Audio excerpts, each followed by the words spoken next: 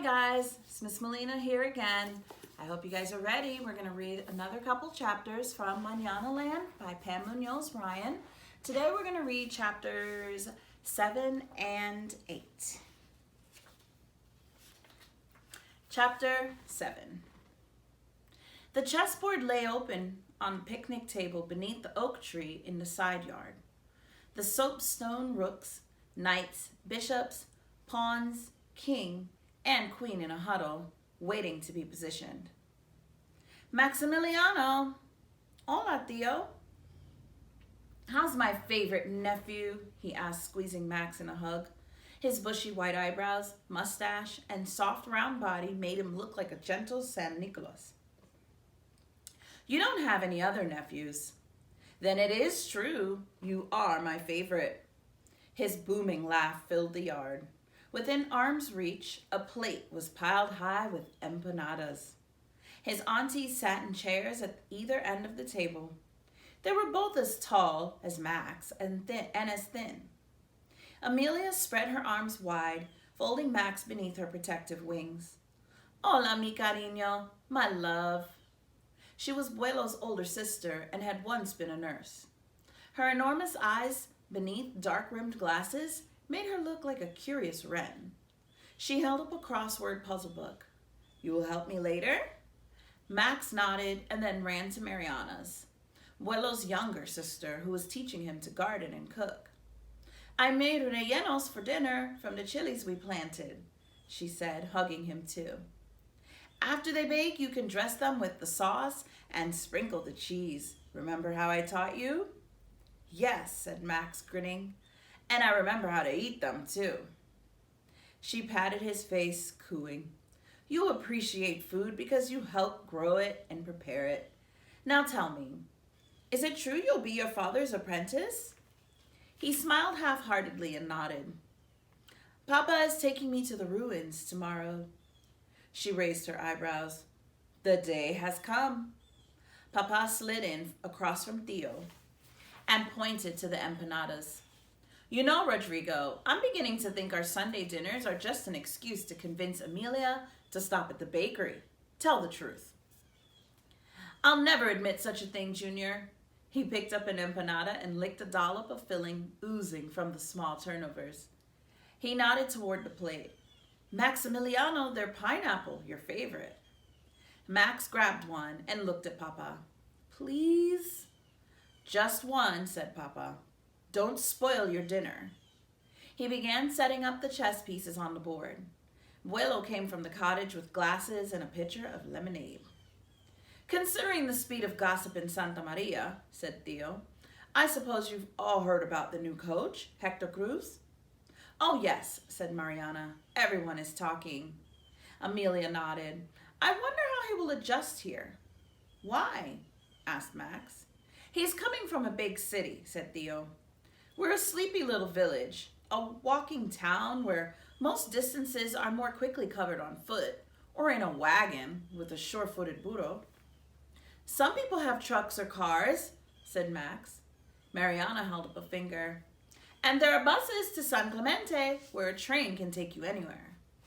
We are not entirely cut off, said Buelo, setting a glass in front of each of them and sitting down. Almost everyone in the village has a phone. It's just here in the foothills we do not have service. Yes, of course all that is true, said Theo. But he's a young coach and probably ambitious. He may want something bigger and better. It would be good for the village if he stayed for at least a few seasons, though, especially for our boys who want to make the team this year and move up in the league. I want to make the team this year and move up, said Max, glancing at Papa. Theo cleared his throat. There was a council meeting yesterday. We've had a letter from Coach Cruz. Seems he's a stickler for details. We must be sure to enforce the league rules about who's eligible to play. Which means we all have to have the documents on file. No exceptions. Like birth certificates, said Max. That's what Ortiz said. Yes. Theo's eyes darted to Papa. Papa picked up the white queen and tapped it on the table like a rhythm, the rhythm like a ticking clock. Willow reached over and covered his hand. A thick silence settled. Max could hear himself chewing. Given the recent circumstances, Junior, said Theo, and since you two are going to the ruins tomorrow, it would be wise to. Papa shook his head. Not yet. Mariana leaned toward Papa. Junior, he needs to be prepared. Amelia set her glasses on the table and rubbed her eyes. I agree. Max looked at their concerned faces. What are you talking about? Papa turned to him. I need to talk to Theo and your aunties. Get started on Lola's bath. When you're done, it'll almost be time for dinner. If it's about me, why can't I hear? Papa gave him a look that said the conversation was over. Max raised his hands, palms up, as if to ask why, then dropped them. He knew it was useless to argue. Reluctantly, he whistled for Lola and headed toward the shed next to Dulce's corral. As soon as Lola saw him dragging out the big metal tub, she pranced and ran in circles. After he filled it with the hose, Max gave the command and she jumped in. Max could see Papa, Theo, Willow, and his aunties huddled together at the table talking. The veil of secrecy again. What did they know? And what had Mariana meant when she said he needed to be prepared? Prepared for what?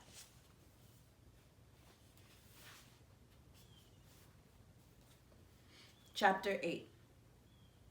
Overnight, fog wrapped Santa Maria in a soft blanket. The trees were murky shadows. The world, silent. Not even the birds chirped. Were the rumors true? Had the ghosts of the hidden ones arrived on the wings of the peregrine? Within the mist, would Max hear their prayers and feel their presence?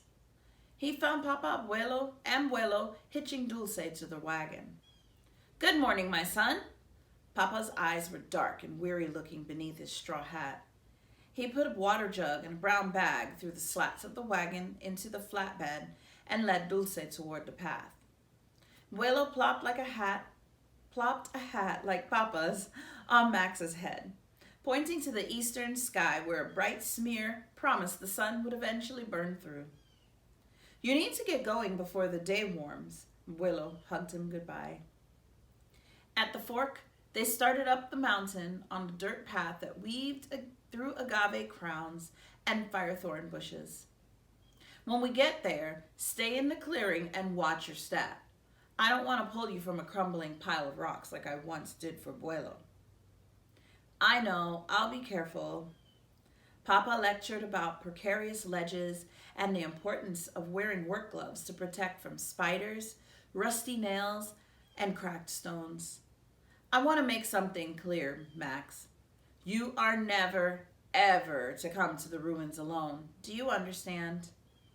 Before he could stop himself, Max blurted, because of the ghosts of the hidden ones. Because it's dangerous. If there are ghosts, they are the ones we bring with us. How can we bring a ghost with us? If a spirit lives on, Max, it is in someone's mind, not in a place. There was something comforting about Papa's confidence. But how could he be so sure about the ghosts when everyone else in the village was convinced otherwise? It was slow going with Dulce in the wagon. After almost an hour of climbing the switchbacks, they came upon a wrought iron gate with the spear-shaped finials and fencing that stretched in either direction like a parade of stalwart soldiers. Papa pushed open the gate and brought the wagon through. The road widened, separating two groves of coral trees, their intricate branches dotted with flaming blooms. Parrots swooped and squawked. At the edge of the trees, Papa stopped and pointed to a vast clearing.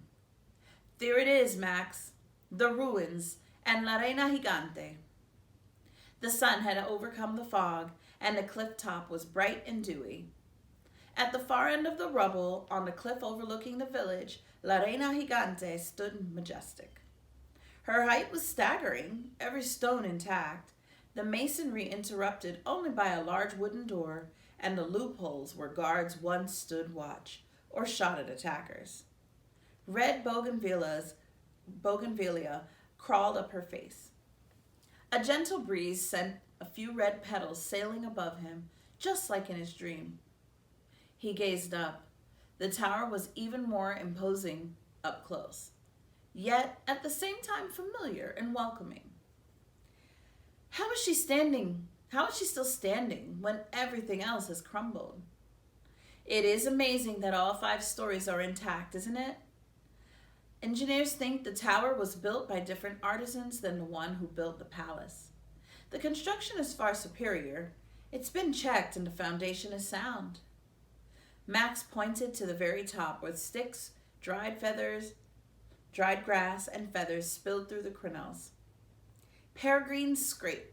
It looks like our friend is nesting, Papa said, then handed Max a pair of work gloves. Let's get busy. Max followed Papa through the clearing. Weeds and thistle grew through yesterday's cobblestones.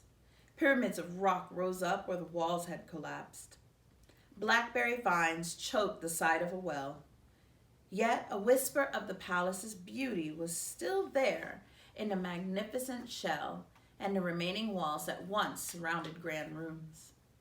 Even the cobwebs looked like veiled curtains. Papa carefully considered different mounds of stone. These, he said of the round gray ones, and those, he pointed to the white rocks that might have once been chiseled for a fireplace. Papa picked up a few, starting piles. I'll drag them from the debris. You cart them. For over an hour, as Papa sorted, Max carried the heavy stones to the bed of the wagon. With each trip, he gazed at the tower, which stood defiant in the midst of all that had fallen around it. Was it protected by spirits? He was grateful when Papa called for a break. His arms already ached. They sat in the shade of the tower on a low wall where Papa had left the jug of water in the bag. They took off their hats and work gloves and ate the burritos Abuelo had packed. When they were almost done, Papa said, Max, have you heard that people hid here during the war? Max nodded and looked out over the ruins.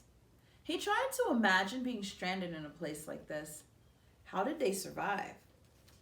The tower was a safe apartment, and the well worked. And on the other side of the ruins, there are remains from an old chicken coop and a small goat pen, so there were eggs and milk. And as you can see, berries. But there were people, helpers, who brought them provisions too.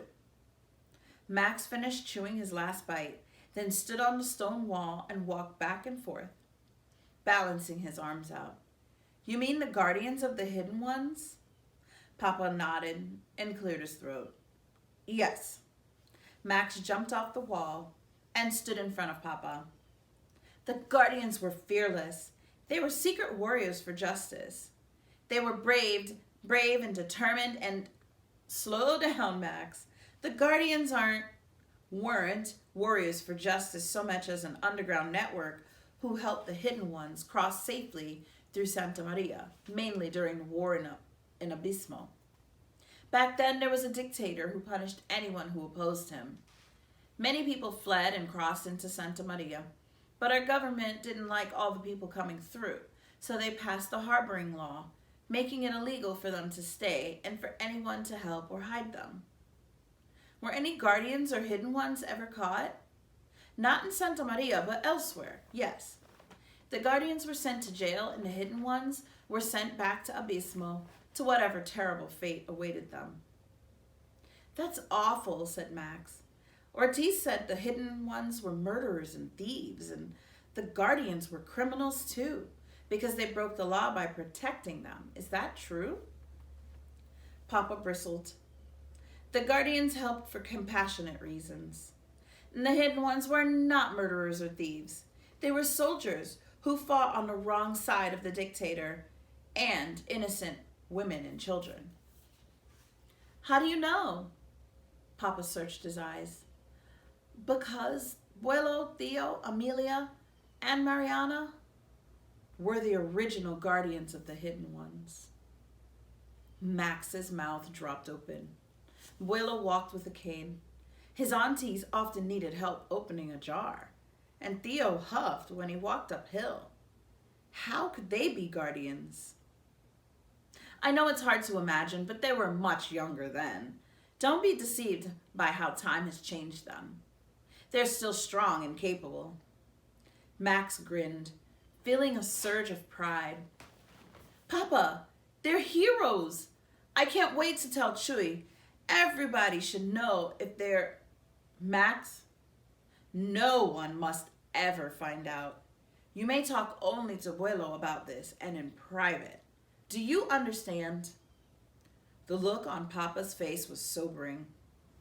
So no one ever knew? Asked Max. Over the years, there have been people in the village who've made pointed comments to Abuelo, Theo, and your aunties.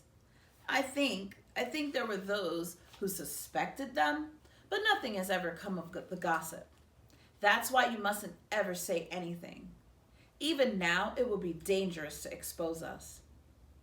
Us? Were you? On occasion, yes. And your mother... My mother was a guardian? Max's mind leaped. She was a hero too. He imagined a valiant caped protector helping those in need. She escorted 2 young women to this next safe place and never came home. Max's stomach turned. Was she caught? Is she in jail or dead? No, nothing like that. When I searched for her, I was told she had continued on with them. Papa looked distraught. He leaned forward, propping his elbows on his knees and holding his head in his hands. Max sank to the wall next to him. Papa, what is it? Papa's eyes begged forgiveness. He took a deep breath. Before your mother and I moved back to Santa Maria, we lived in San Clemente. That's where you were born. A doctor came to the house to deliver you. Afterward, he signed a notice of live birth, which we were supposed to take to the municipal office to file for a birth certificate. But when your mother left, she took everything. The truth slowly wormed its way into Max's mind. I don't have a birth certificate? Papa shook his head. But how can I play football? Theo said everyone must prove their age, no exceptions. Papa winced. I know. The repercussions mushroomed. How could I ever move up to a club team or any team ever again? I will need a birth certificate for other things too, won't I? To work or drive or... Max, stop. Please. Tomorrow I'm going to San Clemente to take care of the matter once and for all. I should have resolved this long ago. How long will you be gone? Things move slowly in the municipal offices. I'll have to fill out forms, make appointments, and meet with the authorities. Hopefully no more than 2 weeks. Max jumped up and stood in front of Papa. Hopefully? The tryouts are in 4 weeks and 4 days. How could you let this happen? Papa ran his hands through his hair. His face paled. What was he not saying? Tell me, Max pressed. I'm old enough to know. Papa closed his eyes and gathered himself. First things first. Then stone by stone. I know, Papa. I'll explain everything when I return. And don't worry, Max. It will be fine. It will. Papa sounded as if he was trying to convince himself. He reached out and grabbed Max's hand and held it tight. You have every right to be angry. But now we need to focus on the task at hand. We have a bridge to build, and we need the job. I'm counting on you to work for me and to stay on Abuelo's watch and not go anywhere without telling him. Otherwise, I cannot go to San Clemente with peace of mind and take care of this. I've already talked to Abuelo. You two will have to accomplish a lot while I'm gone, and you'll have to be patient. Can you do that? Max yanked his hand from Papa's. Max, answer me. Can you do what I ask? What choice did he have? That ends chapter 8. Next, we'll read 9 and 10. Until later. Bye.